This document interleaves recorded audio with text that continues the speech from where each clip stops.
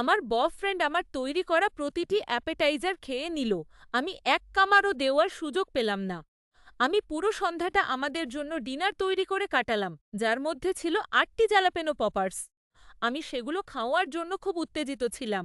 আমরা মুভি দেখার জন্য বসলাম, আর আমি যখন গুছিতে বসছিলাম সে স্রেফ পুরো প্লেটটাই শেষ করে ফেলল। যখন আমি একটা নিতে গেলাম দেখলাম সব শেষ। আমি জিজ্ঞেস করলাম কেন সে আমার জন্য একটাও রাখল না। তার উত্তর, তুমি তো বলোনি যে তুমি কিছু খেতে চাও। আমি একদম স্তব্ধ হয়ে গেলাম। আমি পুরো খাবারটা আমাদের দুজনের জন্যই তৈরি করেছিলাম। সে আমাকে বলল যে আমি খুব বাজিয়ে বলছি, কারণ ওগুলো তো স্রেফ স্ন্যাক্স ছিল। আমি ভাবতে শুরু করলাম যে সে কি খুবই উদাসীন, আর এটা কি কোনো রেড ফ্ল্যাগ। কিন্তু আমরা কথা বলে সব মিটিয়ে নিলাম।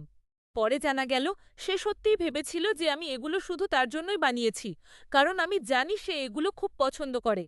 সে যখন বুঝতে পারল যে সে আমার মনে কষ্ট দিয়েছে তখন সে খুব অনুতপ্ত হলো। সে সাথে সাথে দোকানে গেল, আরও উপকরণ কিনল এবং প্রথমে আমার প্লেট সাজিয়ে দিল। সে অনেক বজ মানুষ, আর মুভি আর আমার হাতের রান্নার নেশা, সে একটু অন্যমনস্ক হয়ে গিয়েছিল। শিক্ষা পাওয়া গেল, আর এখন আমরা আবার ঠিকঠাক আছি।